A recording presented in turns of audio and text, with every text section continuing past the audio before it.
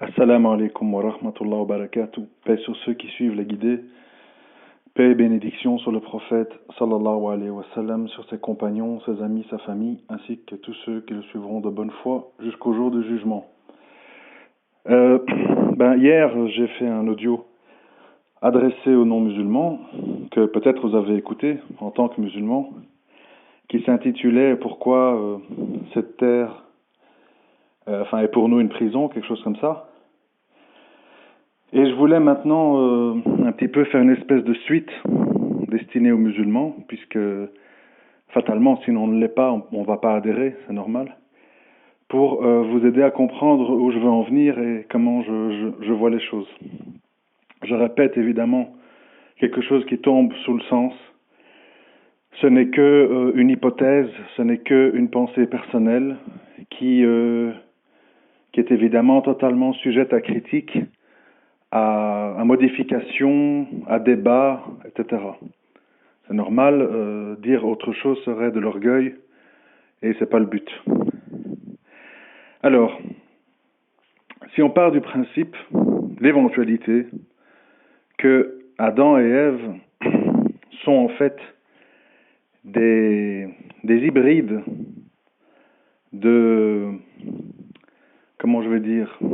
d'humanoïdes présents sur Terre avec des humains, ou les humains originaux plutôt, et que de là est découlé des descendants d'Adam et Ève et des gens qui se sont hybridés, donc c'est plutôt ça que je voulais dire, et qu'on se remémore un peu toute notre croyance par rapport à Shaitan qui a refusé de se prosterner, la promesse qu'il a faite d'emmener un maximum d'êtres humains avec lui en enfer, et puis les religions, les prophètes, etc., etc. Je ne vais pas m'attarder là-dessus parce que je n'ai pas beaucoup le temps, pour dire tout ce que je dois dire, donc j'essaie d'aller droit au but.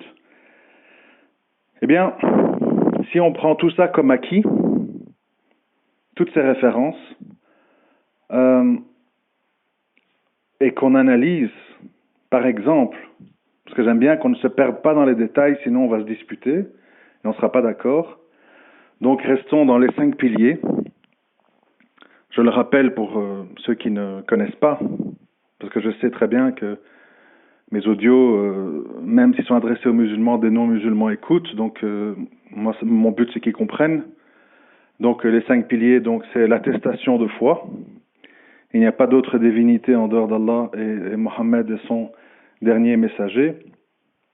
La prière à 5 moments déterminés de la journée. Le jeûne du Ramadan, la zakat, donc l'aumône, et le pèlerinage si on en a les moyens une fois dans sa vie. Alors, si je regarde autour de moi, ce qui est demandé par Allah aux croyants et ce que Shaitan susurre, chuchote aux oreilles des insouciants, des égarés, des gens dans le doute, des orgueilleux, etc., etc. Qu'est-ce que je constate? Je constate une évidence. C'est que si nous partons tous du principe que nous avons en nous une part humaine reliée à notre ancêtre commun, Adam et Ève, et que nous avons également en nous une part plus animale, plus bestiale, qui serait ces fameux humanoïdes qui ont pu s'hybrider avec les humains, on comprend que nous avons en nous un conflit intérieur entre nos idéaux, notre fitra, notre nature intime profonde, et nos instincts reptiliens. Et évidemment, comment on voit les choses, si on réfléchit vraiment posément à ça, je vous invite vraiment à méditer là-dessus, sans qu'on ait l'assurance que ce soit exactement ça. En tout cas, le principe est intéressant. c'est que manifestement, nous sommes donc, comme je l'avais dit dans l'audio précédent, je vous y renvoie pour ceux qui ne l'ont pas entendu, il a été publié hier, ou avant-hier, je ne sais plus. Il y a nous sommes ici dans une espèce de grand test. Un test qui consiste à voir si,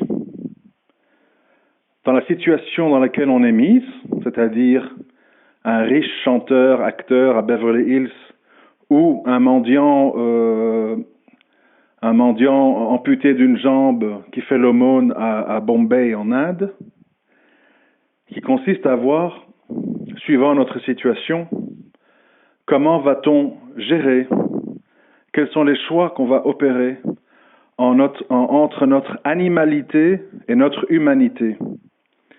Et Allah Azawajal, notre Créateur, le Seigneur des cieux et de l'univers, de pitié pour nous, parce qu'on l'a plusieurs fois déçu, on a plusieurs fois manqué à nos promesses.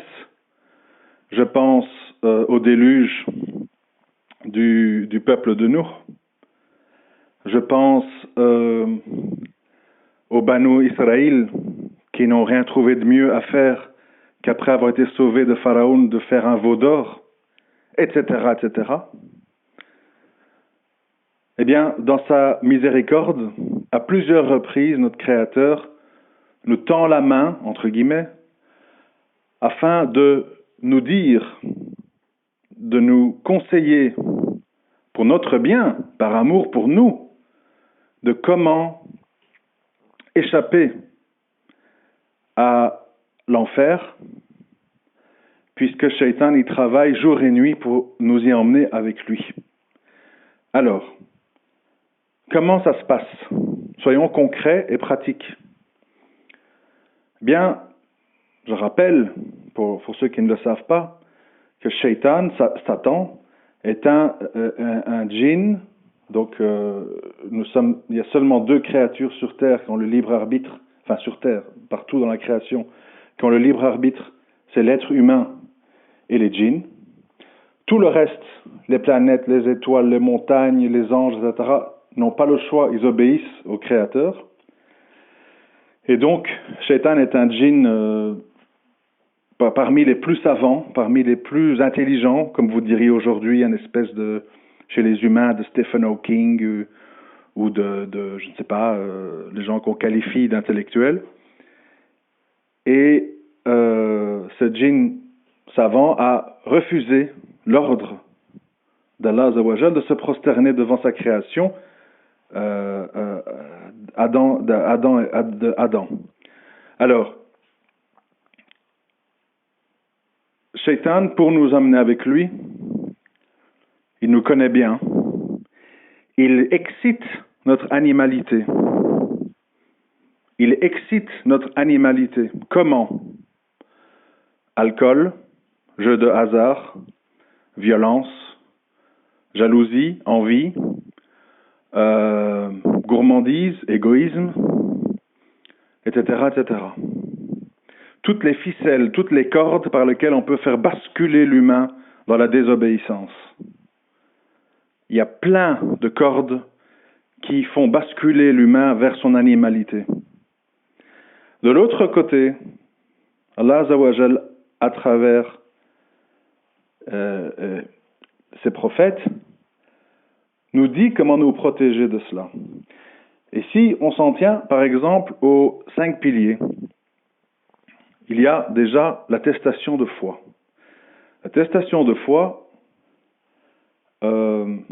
qui est en quelque sorte reprise ou qu'on répète d'une manière, je veux dire, indirecte à travers la première sourate Fatiha, est en fait un espèce de matraquage cérébral pour nous dire en aucun cas il y a une autre divinité quelconque en dehors du Créateur des cieux et de l'univers que vous ne pouvez pas voir, que vous verrez peut-être dans l'au-delà. Donc, c'est-à-dire toute forme autre qui se présente comme étant votre Seigneur ne l'est pas. et il n'y a que Allah qui est votre Seigneur créateur, et Mohammed est son dernier messager.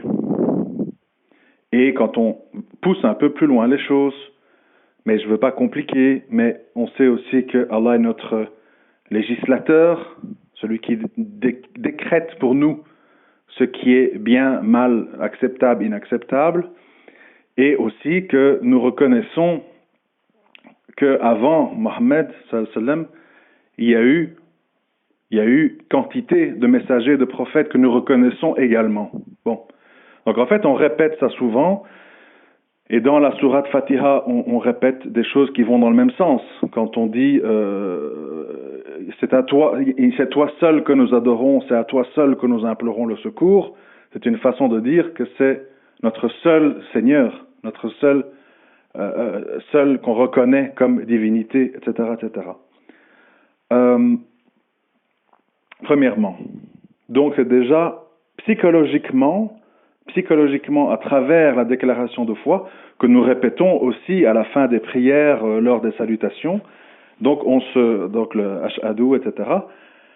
Donc on se remémore sans cesse en tant que musulman, à travers l'attestation de foi, mais qu'on peut jumeler à la prière, parce que l'attestation de foi, on la fait quand on devient musulman, et à la fin de nos prières, lors des salutations.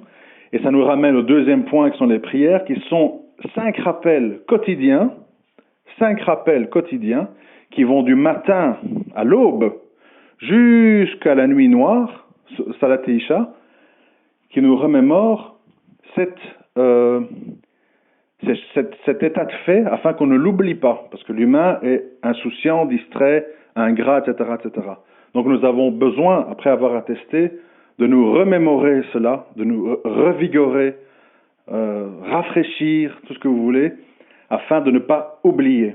Donc ça c'est déjà les deux premiers piliers, ça a comme pour but ça, quand on parle de se protéger de notre animalité, qui nous pousse à astrologie, divination, les devins, les voyants, les sorciers, etc., etc. Donc déjà là, on sait, il n'y a pas d'autre divinité en dehors d'Allah. Ni Bill Gates, ni Zuckerberg, ni Harari, ni ceci, ni cela, ni Stephen Hawking. Mon Seigneur est le Seigneur de l'univers. Ce n'est pas tout ça. Ça, ce sont des créatures de chair et de sang qui bavent, qui vomissent, qui vont au lit, qui dorment, qui sont malades, etc. Bon.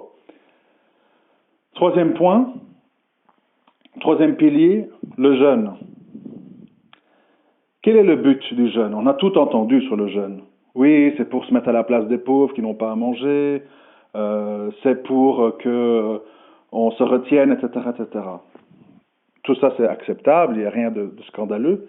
Mais je pense, selon moi, selon cette théorie que j'essaye d'expliquer, que Allah qui nous connaît, puisqu'il nous a créés, et de nouveau, quand on se met en comparaison avec les animaux, quelle est la caractéristique des animaux? Si vous allez dans un espèce de parc aquatique ou parc des animaux, vous verrez que les animaux ne résistent pratiquement jamais à l'appel de la nourriture. Je veux dire, les otaries et les dauphins, vous leur faites des tours, parce qu'à chaque fois, on leur jette des poissons dans la bouche.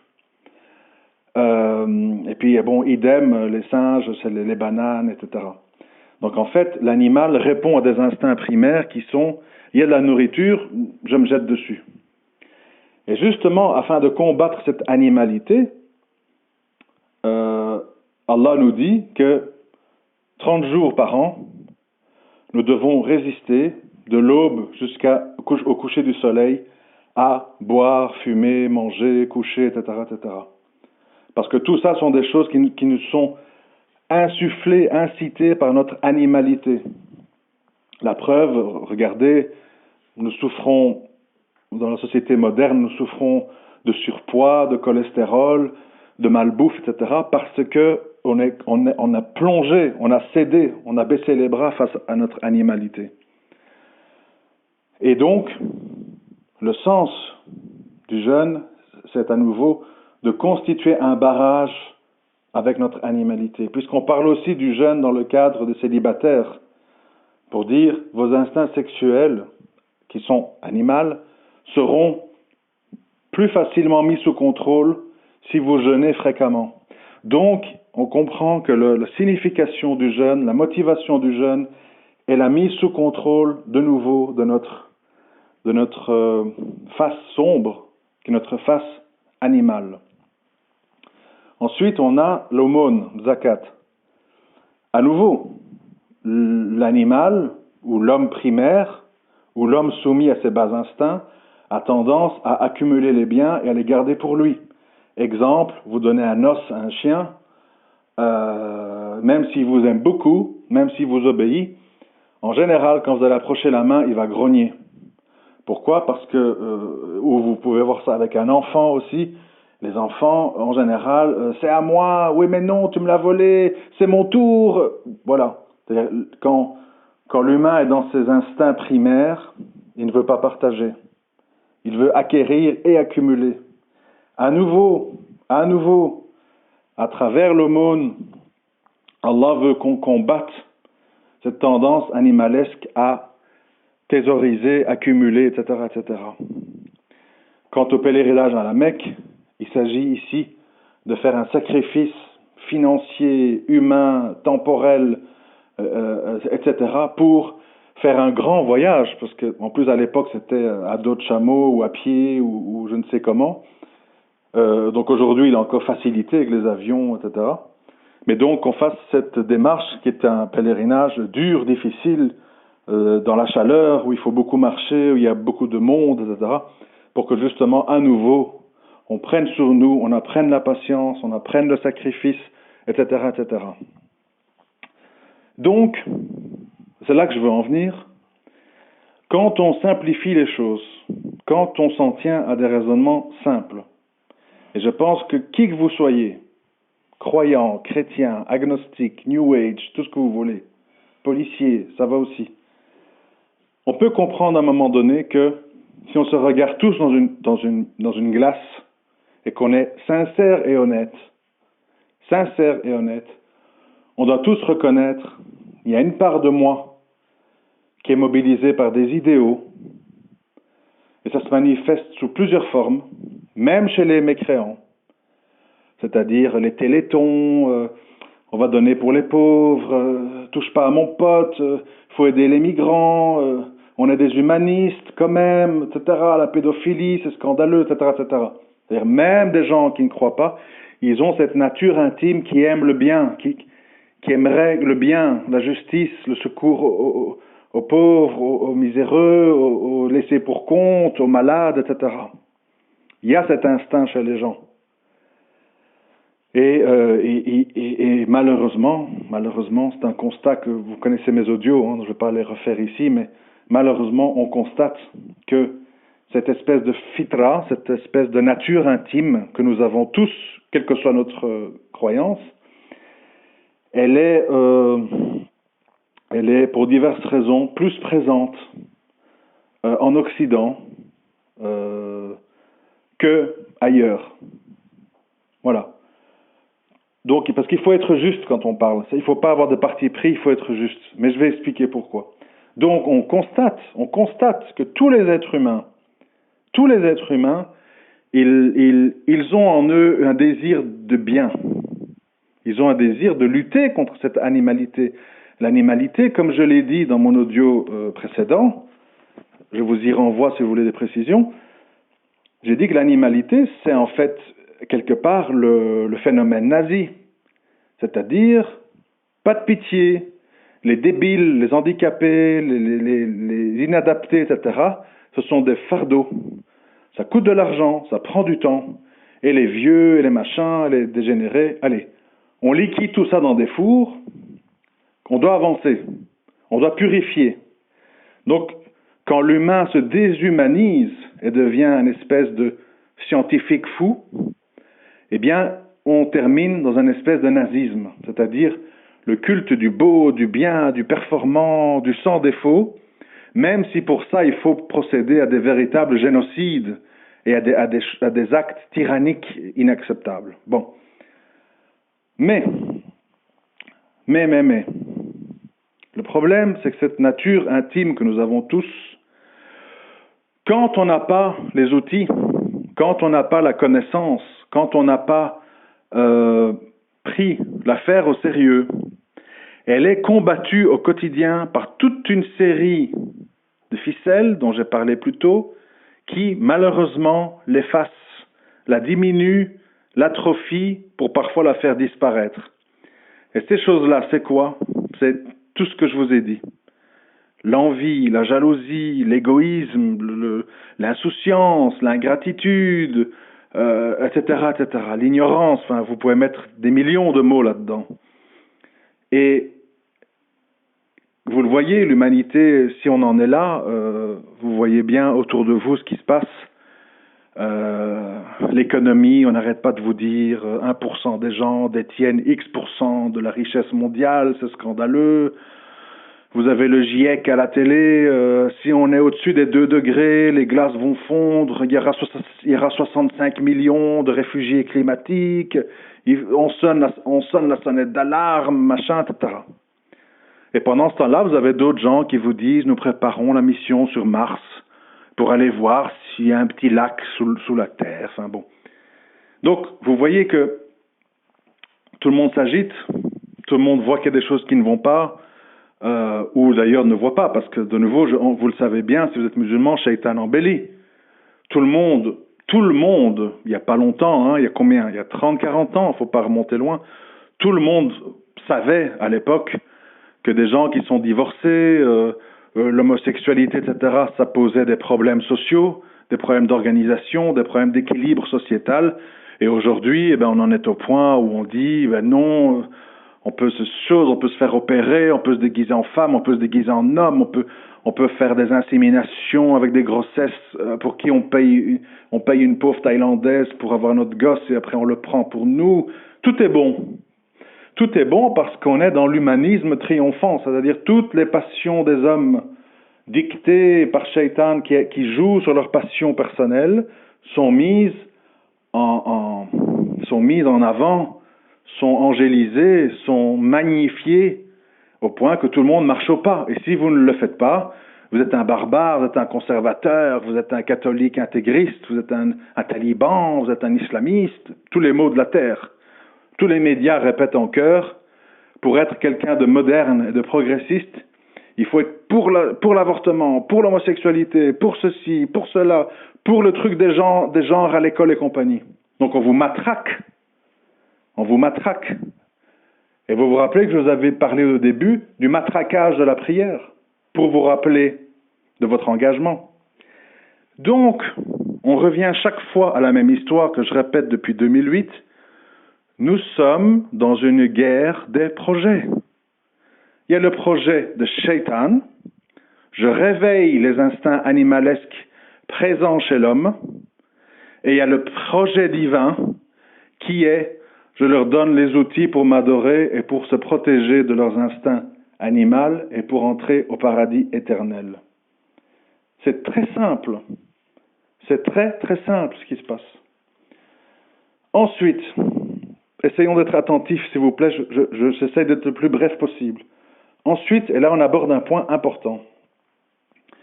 Rappelez-vous que le prophète sallallahu alayhi wa sallam pleurait et craignait pour les hommes l'épreuve de l'antéchrist, Masih ad-Dajjal. Alors, j'ai beaucoup réfléchi à la question, toujours sur cette même base. Et vous savez aujourd'hui, si vous faites des recherches sur YouTube, sur ce que je viens de vous raconter, qu'il y a maintenant une grosse idéologie, et vous allez voir pourquoi c'est important. Il y a une grosse idéologie qui vise à dire la chose suivante. En effet, la théorie de Darwin n'est pas juste. Il y a des incohérences, il y a des trous, il y a des chaînons manquants, et il y a des choses incompréhensibles et inexplicables. Donc, il y a eu à un moment donné une civilisation beaucoup plus avancée que nous, en l'occurrence extraterrestre, qui a rajouté à notre génome, à notre ADN, des fonctionnalités afin qu'on puisse acquérir le langage, qu'on perde notre pelage et qu'on apprenne l'agriculture, etc., et qu'on fasse les pyramides et compagnie. Donc l'idée est très importante et très vicieuse, il faut comprendre pourquoi. Parce que beaucoup d'entre vous enfin vous, nous, hein, ils n'ont pas l'air de bien comprendre en quoi c'est dangereux qu'un individu un jour arrive et nous dise reconnais-moi comme ton Seigneur. Tout le monde dit bah ouais, c'est facile, c'est bête, etc. Mais si vous avez été formé idéologiquement à l'idée qu'il y a une civilisation extraterrestre plus avancée que nous, qui nous a donc permis de passer de l'état de singe évolué à humain par des manipulations en laboratoire, dans des navettes et compagnie, pour nous faire évoluer à travers la manipulation de notre ADN, vous êtes tout à fait disposé à accepter qu'un individu qui va faire des actes extraordinaires, faire pleuvoir là où il ne pleuvait plus, voyager aussi rapidement que le vent, faire revenir des ascendants qui étaient décédés, etc. Vous allez être tout à fait prédisposé à dire « Ah, mais voilà les extraterrestres dont on nous a parlé, qui nous ont créés, qui sont plus évolués que nous. Leur représentant est venu sur Terre pour nous délivrer de tous ces mafieux, de toutes ces partis politiques et tous ces menteurs et ces escrocs. Il est notre Seigneur, c'est à cause de lui que nous sommes sortis de l'état de singe pour devenir des humains. » Et voilà comment les gens vont dire « Dajjal est notre Seigneur ». Parce qu'ils vont être préparés mentalement à l'idée qu'une civilisation extraterrestre nous a fait sortir de notre condition animale. Alors qu'en fait, c'est Allah subhanahu wa ta'ala qui a voulu ça. Et il a voulu ça contre l'avis des anges qui ont dit « Mais comment vas-tu laisser cette créature sur terre qui va répandre le sang ?» Et Allah il a dit « Je sais ce que vous ne savez pas. » Donc on ne creuse pas les intentions.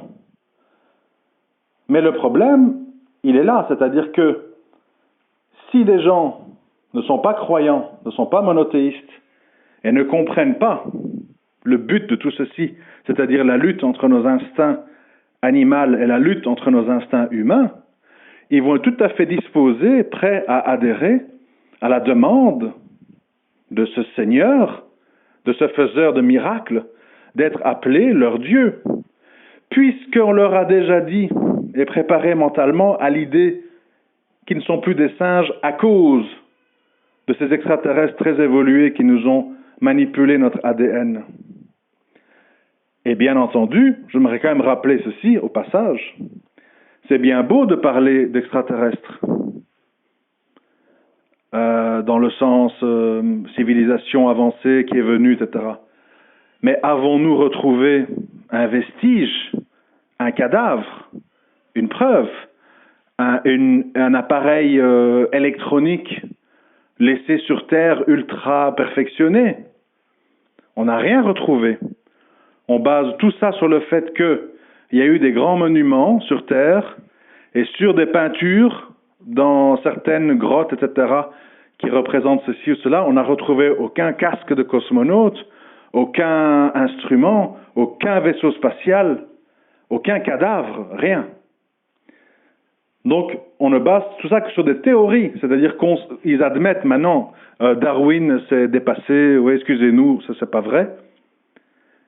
En fait, oui, notre ADN a été modifié. Nous ne sommes pas vraiment des descendants de singes. Il y a eu, à un moment donné, une nouvelle créature, humaine, sans poils, etc., qui est arrivée, et qui s'est peut-être, ça c'est une hypothèse hybridée avec les locaux, mais c'est pas Dieu qui a fait ça. Non! C'est des extraterrestres qui ont manipulé notre ADN. Vous comprenez? Et c'est comme ça qu'on va pouvoir amener les gens à admettre l'idée d'un Masih ad-Dajjal. Et donc, quand les gens vous disent « Oui, mais bon, moi j'ai pas besoin... » Parce que maintenant, la grande mode, il faut vraiment comprendre le piège. La grande mode, ça consiste à dire, j'entends plein de débats qui disent la même chose. Maintenant, la plupart des gens ne sont pas suffisamment bêtes pour dire il n'y a pas de créateur. Vous avez tout le monde qui va à la télé, j'ai fait une expérience mystique dans le désert, Quand on analyse l'univers, c'est une succession d'équations tellement précises que c'est impossible qu'il n'y ait pas un architecte dans cet univers. Enfin bref, l'idée d'une force créatrice appelée Dieu est devenue, sauf exception, une espèce d'évidence. Là où tout le monde bloque et refuse, c'est quand, je l'ai déjà dit, et c'est très important, c'est quand on dit que ce Dieu, qui est évidemment tout-puissant, puisqu'il a créé l'univers, a, à travers des messagers, des gens qui n'ont rien demandé, qui ont eu beaucoup plus d'ennuis qu'autre chose à s'occuper de ça, à nous transmettre des injonctions afin d'échapper à notre nature primaire, pour ne pas dire primate. Mais évidemment, Shaitan, l'orgueilleux, Shaitan, l'ingrat, Shaitan, l'insoumis, chuchote immédiatement à l'oreille des humains manipulables, qui te dit que c'est vrai. Est-ce que tu as une preuve? C'est un charlatan, c'est des vieilles légendes, tu vas quand même pas tomber là-dedans. Mais non, tu sais bien, c'est quoi le bien, le mal? Pourquoi tu dois obéir à quelqu'un que tu ne vois pas? Prier? Oh, quelle posture ridicule de se mettre à genoux par terre, la tête vers le bas. Non, prie quand tu es sur ton lit, quand tu as envie, quand tu te marches dans la forêt. Pourquoi tu dois te soumettre? Pourquoi tu dois obéir à des ordres? Pourquoi tu dois t'interdire de manger un mois par an? Pourquoi tu dois prier 5 fois par jour? Pourquoi tu dois donner de l'argent? Pourquoi tu dois ceci? Pourquoi tu dois cela? Pourquoi tu dois cela? Mais non, tu peux très bien dire, ouais, il y a quelqu'un qui a créé tout ça, mais moi je n'obéis à rien. Les religions, c'est fait par les hommes, et moi je ne me soumets pas aux hommes. Je sais très bien ce qu'il faut faire ou pas faire, merci beaucoup. C'est-à-dire que il y a beaucoup de gens, notamment dans la communauté musulmane, qui pensent que, je vois ça aussi dans les débats interreligieux, hein. Il y a certains frères dans la communauté qui se dédient beaucoup de temps à ça. Mais qu'est-ce qu'on remarque? Moi j'ai remarqué ça. C'est qu'à un moment donné, ce n'est plus une question de preuve. Vous savez, vous pouvez à un moment donné prendre quelqu'un, le mettre sous la pluie et dire, tu vois que la pluie ça mouille, et ils vont trouver une excuse. Oui mais non, c'est parce que ceci, c'est parce que tu as fait cela. Bon, c'est-à-dire qu'il faut bien comprendre que quand on parle de croyance, quand on parle de soumission, quand on parle de reconnaissance et d'adhésion à une idéologie, on est bien souvent plus dans le domaine de la preuve. C'est quand, en fait, tant que la nature est animale, elle ne peut pas reconnaître. Elle ne peut pas reconnaître. Je veux dire, si vous allez dans je vais vous donner un exemple. Si vous allez dans une fête, un anniversaire ou une fête de nouvelle année, je ne sais pas quoi, et que les gens sont là, ils dansent, ils boivent, ils s'embrassent, et que vous allez dire à ces gens, mais arrêtez l'alcool, ça donne des maladies, ça crée des bagarres, les gens meurent sur la route, arrêtez la musique, ça rend fou, ce sont des ondes qui pénètrent en vous, qui vous font faire n'importe quoi, qui poussent à l'adultère. Les gens, qu'est-ce qu'ils vont faire à ce moment-là, hein? Quand ils sont pris dans l'émotivité animalesque, ils vont vous chasser à coups de pied, à coups de pierre. Dégage, barre-toi, sale taliban, ça va, on n'a pas besoin de toi ici, etc. Et aujourd'hui, j'en profite pour le dire, là c'est un exemple un peu extrême que je donne, mais aujourd'hui, je vous le garantis, si vous rentrez dans beaucoup de mosquées et vous venez rappeler certaines choses par rapport au shirk, par rapport au tarot, par rapport au désaveu du mal, etc., vous allez voir que là aussi on va vous chasser si on ne va pas appeler la police. Donc comprenez que l'histoire de la tentation de se soumettre à nos bas instincts, elle est partout, jusque dans nos mosquées. C'est pas parce qu'on dit mosquée à l'entrée d'un bâtiment que cet endroit est protégé des vices des hommes. Pas du tout. Donc, je continue dans mon exemple. Dans cette fête où tout le monde boit, chante, etc., vous serez chassé à coups de pied. Par contre, si vous revoyez les mêmes personnes dans un autre contexte, on sort de l'église, le petit Jérôme de 21 ans est mort en moto parce qu'il a roulé trop vite après la fête, il avait trop bu et il est mort. Et que vous venez parler de tous ces sujets, là les gens vont être attentifs. Ah oui, c'est vrai, on ne s'est pas rendu compte, on rigolait, la fête, on ne s'est pas imaginé, aïe aïe aïe, il faudrait vraiment qu'on arrête, etc. Pourquoi? Parce que là, l'émotivité humaine est placée dans une situation de soumission parce qu'ils ont souffert. Mais dès que l'humain va un peu mieux, il oublie et il revient à sa nature animale. Et donc, ce qu'il faut comprendre, je sais que je passe un peu d'un truc à l'autre, mais bref, on ne se refait pas. Donc, ce qu'il faut comprendre, c'est que tout l'enjeu de nos vies, c'est pas de vivre dans un monastère, dans un couvent, et habillé tout en noir, et pleurer toute la journée. Et c'est pas ça que moi je dis. Je dis, voilà, à l'image de notre prophète, je ne vais pas inventer des histoires puisqu'elles sont devant nous. À l'image de notre prophète, il faut essayer d'avoir une vie équilibrée. C'est-à-dire être modeste, profiter des plaisirs qui nous sont permis, faire le bien, être patient, essayer de résoudre les problèmes, se défendre contre le mal, condamner le mal et promotionner le bien. Pourquoi je dis promotionner le bien? Parce que si vous dites aux gens, ah tu bois, c'est pas bien, ah tu fumes, c'est pas bien, ah tu danses, c'est pas bien, ah la mixité, c'est pas bien, ah tu t'habilles à moitié nu, c'est pas bien, mais que tu ne proposes rien, que tu te contentes d'être un juge, tu ne facilites pas la sortie de ces gens à la soumission à leur nature animale. Pourquoi? Parce que tu as quelqu'un qui nage jusqu'aux oreilles dans la mer et tu lui dis il faut être sec et habillé. La personne te dit mais attends, je suis au milieu de l'océan, tu es fou. Donc à un moment donné, nous devons comprendre qu'il faut créer des passerelles, il faut créer des bouées de sauvetage, il faut créer des chambres de décompression. Comme quand on revient des profondeurs, il faut passer dans des chambres de décompression pour que le corps s'habitue.